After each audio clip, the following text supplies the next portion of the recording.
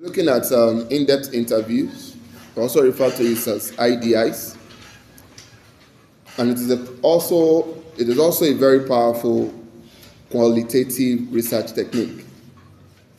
So let's break it down step by step by looking at what is an in-depth interview. An IDI, which is in-depth interview, is a conversational research method where a researcher engages a participant or small group to explore their experiences, perspectives, and meanings attached to a phenomenon. But unlike surveys, in-depth interview prioritize depth over breadth. Depth over breadth. So the key distinctions in-depth interview has away from surveys is that one, survey deals with small sample size because it focuses on quality and not quantity. It focuses on quality and not quantity. Number two is that it operates with open-ended questions. By now we should understand the difference between the two, open-ended and closed-ended. It operates with what? Open-ended questions that gives the informants the opportunity to say their opinion the way they want to say it instead of being boxed to a corner like the way we do in survey. So it allows the informant to be able to tell more about their experience rather than the yes and no answer that they are expected to give. And number three, as well, just like in focus group, it is also rich in data. It helps to capture emotions, helps to capture contradictions and also nuances. And you could probe some of these nuances. You could probe even these emotions sometimes, so as to ask why your informant feels the way he or she feels. And number four is that it is trust sensitive, because it requires confidentiality. You cannot be interviewing someone who is a rape victim, and in the course of you doing your report or writing your findings or doing your analysis, you ended up stating the name, the address, the place where the person works in your findings. Then that means you've breached what we often refer to as the ethical consideration or ethical standard you're expected to have as a researcher. So it requires confidentiality, which includes discussing trauma or even stigmatized issues. So when do we use IDIs, which is in-depth interviews? We use in-depth interviews as a stand-alone method, e.g., exploring lived experiences of trauma survivors, meaning that is the only thing you want to look at. You'll be using just only interview for the project. So we use it to explore lived experiences of people. Number two, we use it as a supplement as well to further support probably a survey-based research, or we use it to clarify survey results or designing better questionnaires. And number two that we'll be looking at here is the stages of conducting an in-depth interview. Stage one, you also have to design the problem statement. Just like we have in your regular way of coming up with problem statement with ICMPAG, the ideal situation, the current measure, persistent effect research and gap. But in course of doing this, you need to start with a clear objective which explains, for example, how do Nigerian freelance journalists perceive censorship under the new media policy. So your problem statement here is meant to guide whom to interview and also what to ask. Because you also need to consider your reliability and also your validity to ensure that your data measures what it intends to measure. And the second stage here is the participant selection. And speaking of participant selection, you're expected to make use of the non-probability sampling, e.g., either purposive or snowballing sampling technique. I think I've explained snowballing for this to this class before.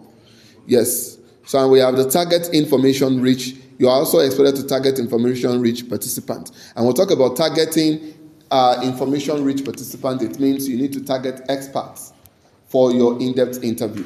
And you need to target the marginalized voices as well. And we have the sample size. As regards the sample size, make sure it is small as well. And that should be between the range of 10 to 20 due to time, cost, and also time and cost constraints. Stage three is pre-interview logistics. Pre-interview logistics. And we'll be looking at it from two different angles, and this has to do with correspondence and ethics. So in terms of correspondence, you need to send formal emails, formal letters to schedule time, venue, and explain the study's purpose. So all of this has to be accompanied with the letter you'll be sending to whoever you intend to interview. so as to keep them abreast of whatever information or whatever question you want to ask. And the next one here is ethics. Ethics helps you to assure anonymity, and that's one of the things that brings about confidentiality. Once you promise them of anonymity based on their trauma, based on whether such individual is being stigmatized, based on whether such individual is a rape victim, or probably such individual is suffering from epilepsy, you don't want to throw their information open to the world. So this is why we need that word ethics. It matters a lot. So you can use pseudonyms sometimes to cover people's names. And next one is what stage 4, which is topic guide preparation. You have to learn how to draft open-ended questions. That is, how do you feel when you were raped? This is an open-ended question. How do you feel when people called you Omoyalagbo? This is an open-ended question. How do you feel when people tell you are selling a kuru? This is an open-ended question that allows your respondent to be able to provide more answers. Why do you guys love to laugh like this? Is it not an open-ended question? Because I'm talking about feelings. I'm talking about their emotions here. Or Abiba, if they call you Omoyalagbo, how do you feel? You feel like a doctor. Good. And next, we have flexibility is key, which allows the conversation to also flow naturally. And stage 5, conduct the interview. And in the course of conducting the interview, 1, you need to set up. In setting up, just like what you have in focus group discussion, set up, choose a quiet, private location, lock the door to avoid interruptions, test recording devices. And number 2, introduction, build rapport with them. Start with easy lead questions such as, can you describe your typical day? Number 3, active listening techniques is also very important through the use of non-verbal cues like nodding, eye contact, shaking of your head, open posture, sit at 90-degree angle and the likes. Verbal cues, that's interesting. Can you elaborate? That is fantastic.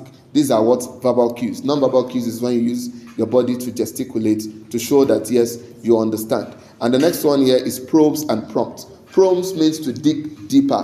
What led to that decision? And prompts offer alternative. If your if your informant is talk, then you can use prompts. That is between X and Y, which aligns with your view. So, and the next one is which is the conclusion. End gracefully with, we've covered a lot. Any final thoughts? Express gratitude. Your insights were invaluable, and so on. So, post-interview, which is data analysis and reporting, you have to transcribe every word said during your interview.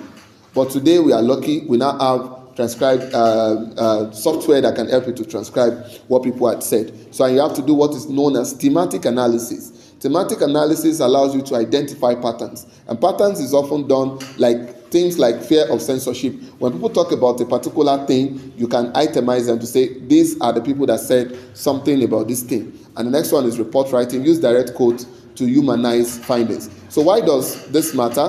Why does in-depth interview matter? It matters because it reveals why behind statistic, survey shows 60% distrust media, but IDLs would rather explain why. You have to reveal the reason why you are using the statistics.